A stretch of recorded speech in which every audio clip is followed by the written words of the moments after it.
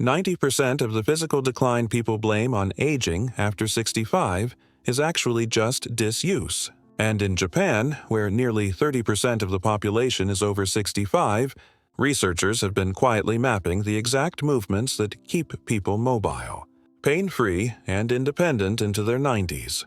Most of those movements take less than 3 minutes, require no equipment, and work parts of your body that walking never touches. What's even more surprising is that 4 of these practices target balance, joint lubrication, and brain-body coordination in ways that a 10,000-step day simply can't replicate. But the 5th one, the one that appears in nearly every Japanese centenarian's morning routine, does something to your fascia and lymphatic flow that researchers are only now beginning to measure. It's so simple you can start it before you finish your coffee. And it's the one I'm going to walk you through last because once you understand why it works, you'll never skip a day again. Walking is good. Let's be clear about that from the start. It strengthens your heart, it gets you outside, it counts. But after 65, walking alone leaves critical gaps. It doesn't challenge your balance systems the way you need to prevent falls. It doesn't move your joints through their full range, so cartilage in your hips and shoulders slowly dries out. It doesn't wake up the small stabilizer muscles in your feet and ankles that keep you upright when you step off a curb or reach for something on a high shelf. And it does almost nothing for the fascia, that web of connective tissue that wraps every muscle and organ in your body. When fascia gets stiff, you feel stiff. When it glides freely, you move like someone a decade younger.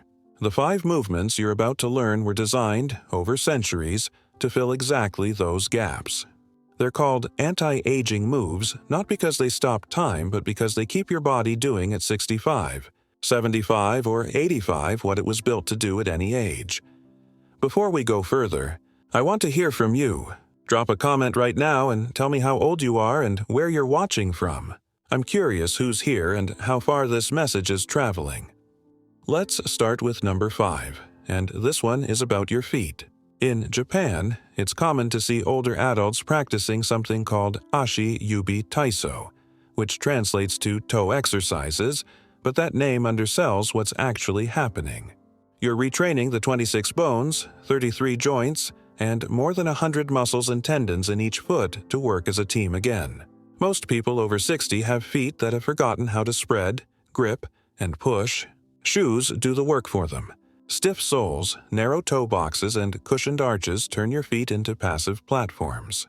Over time, the arch collapses, the toes curl or overlap, and balance suffers because the small muscles that sense the ground and make micro-adjustments every time you shift your weight have gone dormant. This is why so many falls happen not during a hike or a workout, but during a simple turn in the kitchen or a step off a rug. Research from biomechanics labs in Tokyo and Osaka has shown that people who practice regular toe and foot mobility work have significantly better postural sway scores, which is the medical term for how much you wobble when you stand still. Less sway means better balance. Better balance means fewer falls.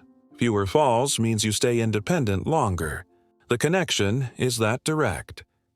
I worked with a woman named Patricia, 71. A retired piano teacher from Ohio. She told me she'd started shuffling when she walked, and she was terrified it meant something neurological. Her doctor found nothing wrong, but the shuffling continued. When I asked her to take off her shoes and try to lift just her big toe while keeping the others down, she couldn't do it. Her toes moved as a single block. We spent 2 weeks on foot drills, and within a month, her gait opened up. She wasn't shuffling anymore. She said it felt like someone had oiled a hinge she didn't know was rusty. Here's the protocol. Sit in a chair with your feet flat on the floor, shoes off. Spread your toes as wide as you can and hold for 5 seconds. Then try to lift just your big toe while pressing the others down. Don't worry if nothing happens at first. This is normal. Your brain has to relearn the pathway. Do 10 attempts on each foot. Next, place a small towel on the floor and use your toes to scrunch it toward you like you're trying to grab it. Do this for 1 minute per foot. Finally, stand up, hold the back of the chair for balance, and slowly rise onto the balls of your feet, hold for 3 seconds, and lower back down. Repeat 10 times. The whole sequence takes about 4 minutes. Do it every morning or every other morning if your feet are sore at first. You're waking up muscles that have been asleep for years, so expect some fatigue. That's the point. Now here's what most people miss. If you have neuropathy, arthritis in your feet, or any open wounds, you need to be gentle and check with your doctor before adding resistance exercises like the towel scrunch. But the toe spreading and the awareness work are almost always safe and often helpful even if you have those conditions. The key is that you're reestablishing communication between your brain and your feet. And that communication is what keeps you stable when the ground is uneven or when you're moving in the dark. Let's move to number 4. And this one targets something that walking barely touches: your hip flexibility and the deep rotational strength that keeps your pelvis stable. The Japanese call this movement version naname ashi nobashi, which means diagonal leg extension, but in practice it's closer to a standing, dynamic stretch that also trains your core to stabilize while your legs move independently. Most people over 65 have hips that only move forward and backward because that's what walking demands. But your hip joint is a ball and socket. It's designed to rotate, abduct, and extend in multiple planes. When you stop using those ranges, the joint capsule tightens. The muscles that rotate your thigh bone inward and outward weaken, and you lose the ability to step sideways quickly, pivot without pain, or get up from the floor without using your hands. There's data from geriatric rehabilitation centers showing the people who maintain hip rotation and abduction strength are significantly less likely to suffer a hip fracture after a fall, not just because their bones are stronger, but because their muscles and reflexes can absorb the impact or prevent the fall altogether. Hip fractures after 65 come with a sobering statistic. Nearly 1 in 5 people who break a hip die within a year, often from complications like pneumonia or blood clots that happen during immobility. Keeping your hips mobile isn't vanity, it's survival. I knew a man named George, 68, who used to work in construction. He came to me because he couldn't tie his shoes without sitting down and leaning against a wall. His hips were so tight that bending forward pulled his lower back into pain. We added a daily hip mobility sequence, and within 3 weeks he could not only tie his shoes standing up, he went back to playing 9 holes of golf, something he'd given up 2 years earlier because he thought his body was just done. Here's how you do the movement. Stand next to a wall or a sturdy chair and place your left hand on it for balance. Lift your right knee to hip height, or as high as you can without straining. Now slowly open your knee out to the side, like you're trying to point it toward the wall behind you. You'll feel a stretch deep in your hip and groin. Hold for 2 seconds, then bring the knee back to center and lower your foot to the ground. That's 1 rep. Do 8 on each side. Next, take a small step forward with your right foot and sink into a shallow lunge, just a few inches. Your back heel can come off the ground. Hold for 5 seconds, feeling the stretch in the front of your left hip. Return to standing and switch sides. Do 4 lunges per side. The whole sequence takes about 3 minutes. The magic here is in the rotation and the multiplane movement. You're asking your hip to do something it probably hasn't done in months or years, and that request alone sends a signal to your nervous system to rebuild strength and flexibility in that range. Start small. If you can't lift your knee to hip height, lift it halfway. If the rotation feels like nothing's happening, that's fine. You're planting a seed. In 2 weeks, you'll notice the difference. Here's the safety note. If you've had a hip replacement, check with your surgeon before doing any rotation exercises, especially in the first 6 months after surgery. Most people are cleared eventually, but there are precautions about how far you twist. If you have sharp pain, stop. Stretch and strengthening should feel like work, but never like damage. On to number 3, and this is where we talk about your spine. In Japanese senior centers, you'll often see people doing something called neko nobashi, which means cat stretch, though it's a little different from the yoga cat-cow you might know. This version is done standing, and it focuses on segmenting your spine so that each vertebra moves independently rather than your whole back hinging at 1 or 2 tired joints. After 65, most spinal movement happens at the lower lumbar vertebrae because the mid and upper back have stiffened from years of sitting, forward head posture, and shallow breathing. When your thoracic spine, the part between your shoulder blades, stops moving, your ribs can't expand fully, your shoulders round forward, and your lower back compensates by overworking. This leads to chronic low back pain, restricted breathing, and that hunched posture that makes people look older than they are. There's research from spine specialists in Japan and Scandinavia showing that people who maintain thoracic mobility have better lung capacity, less chronic pain, and more confidence in their movement because they don't feel fragile. Your spine is a chain. When one link freezes, the others take the load. This exercise melts the freeze. I worked with a woman named Diane, 73, a retired librarian. She told me she couldn't look up at the sky anymore without feeling dizzy, and she'd stopped going to her grandson's baseball games because craning her neck to follow the ball made her anxious. Her upper back was locked. We spent a month on spinal mobility, and she sent me a photo from the bleachers with the caption, "I can see the game again." Here's the standing cat stretch. Stand with your feet hip-width apart, knees soft, not locked. Place your hands on your thighs just above your knees. Take a breath in, and as you exhale, round your upper back like a cat arching away from a dog. Let your head drop gently, chin toward chest, and feel the stretch between your shoulder blades. Hold for 3 seconds. Now inhale and reverse it. Arch your upper back, lift your chest, and look up slightly, squeezing your shoulder blades together. Hold for 3 seconds. That's 1 cycle. Do 8 cycles, moving slowly and matching your breath to the movement. Exhale on the round. Inhale on the arch. After that, stand up straight and do 10 slow shoulder rolls backward, focusing on pulling your shoulder blades down and together at the bottom of each roll. Then 10 shoulder rolls forward. The whole thing takes about 2 minutes. What you're doing here is reminding your thoracic spine that it can move. You're also massaging the muscles between your ribs and improving the mobility of the rib cage itself, which directly impacts how deeply you can breathe. Shallow breathing means less oxygen, more fatigue, and a nervous system that stays in low-grade stress mode. Deep breathing means energy, clarity, and calm. If you have osteoporosis or a history of compression fractures, you need to be cautious with any forward flexion of the spine.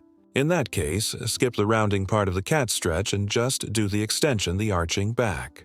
You'll still get benefits without the risk. And if you feel any pinching or sharp pain in your neck, reduce the range. You're not trying to be a gymnast. You're trying to be mobile and pain-free.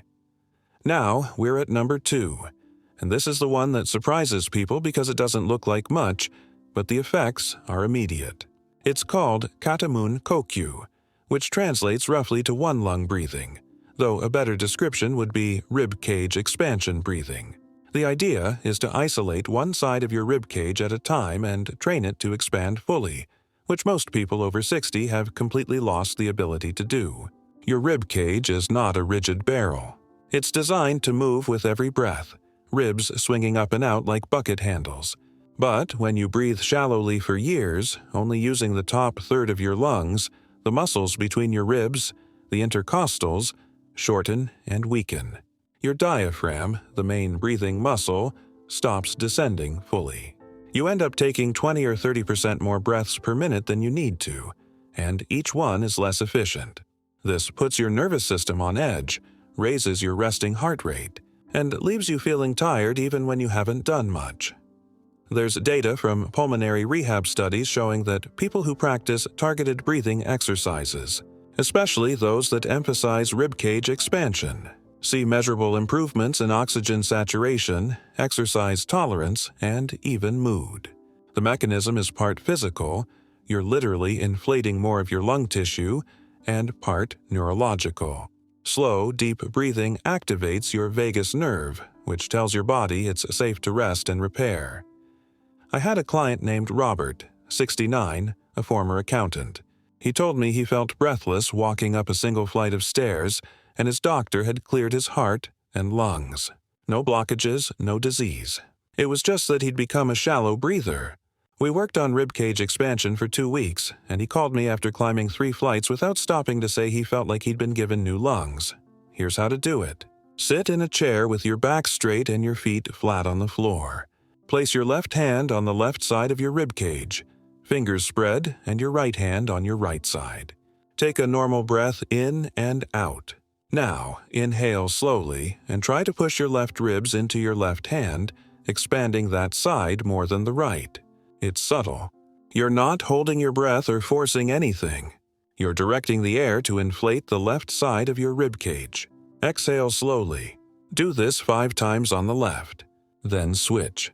Right hand on right ribs and inhale, expanding the right side more than the left. 5 breaths. After you've done both sides, place both hands on your belly and take 5 deep belly breaths, feeling your abdomen rise and fall.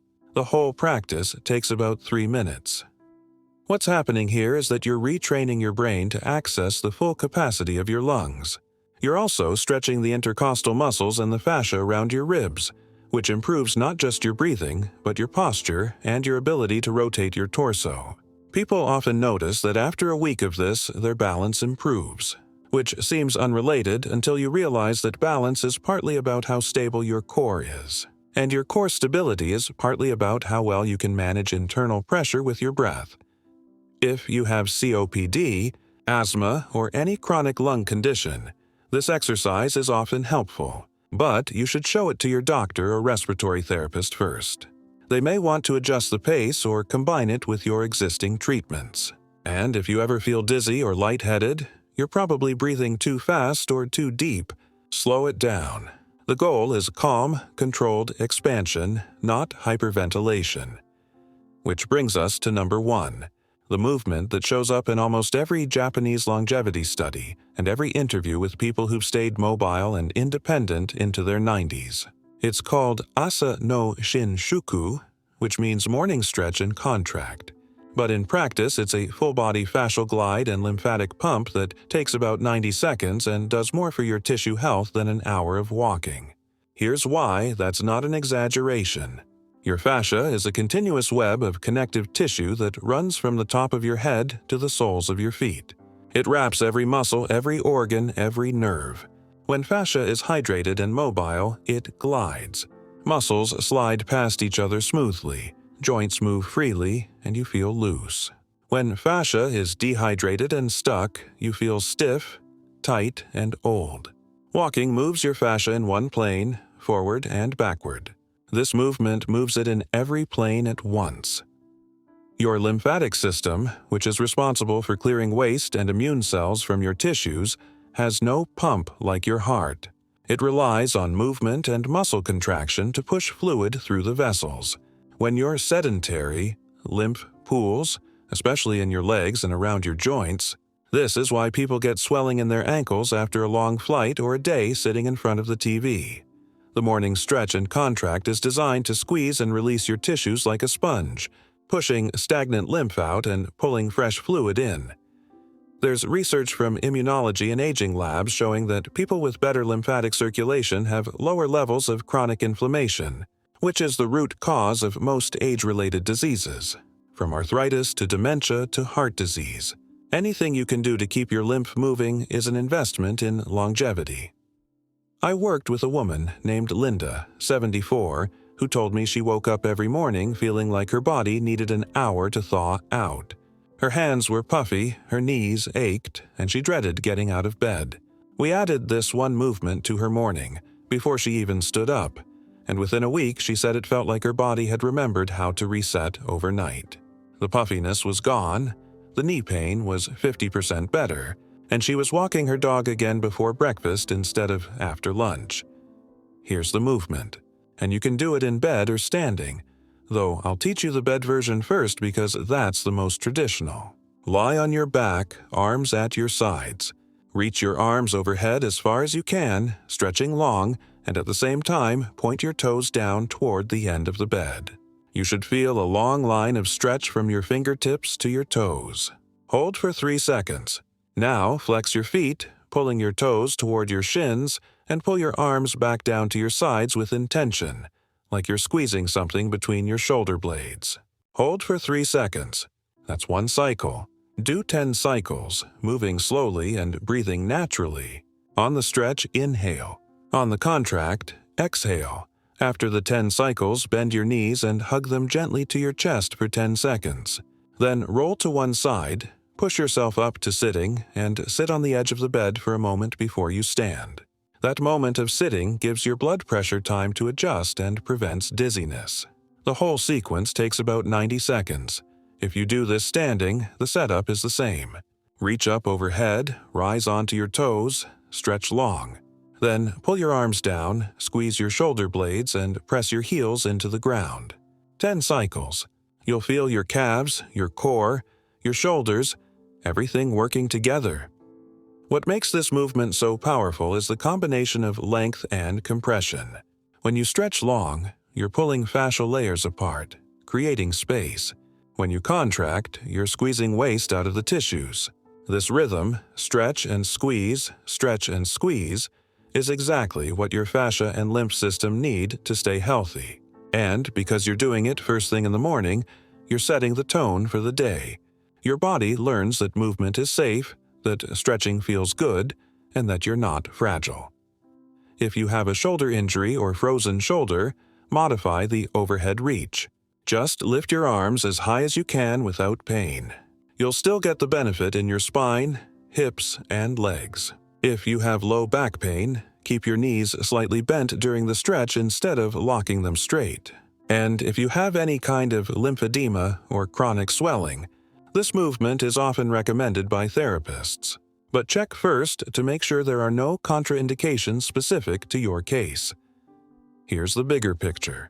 These 5 movements, foot drills, hip mobility, spinal segmentation, ribcage breathing, and the fascial stretch, were never meant to be exotic or complicated. They're maintenance. They're what your body would do naturally if you lived in a culture that sat on the floor, squatted to rest, walked on uneven ground, and used your hands for tasks that required grip and rotation. Modern life has paved over those demands, and your body has adapted by shrinking its movement vocabulary. These 5 practices restore that vocabulary. They don't take much time. They don't require equipment. They don't hurt if you do them right. But they fill the gaps that walking leaves wide open. You don't have to do all 5 every day, though you can. Start with the one that feels most urgent. If your balance is shaky, begin with the foot drills. If your back is stiff, start with the spine movement. If you feel breathless or anxious, start with the rib breathing. If you wake up feeling stuck, start with the fascial stretch. After a week, add a second movement. After 2 weeks, add a third. By the end of a month, you'll have a short daily practice that touches every system your body needs to stay mobile.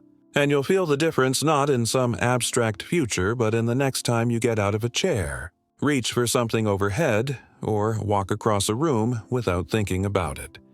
So here's my last question for you, and I really want to hear your answer. Which one of these 5 movements are you going to try first, and what's the reason it stood out to you? Drop your answer in the comments. I read every single one,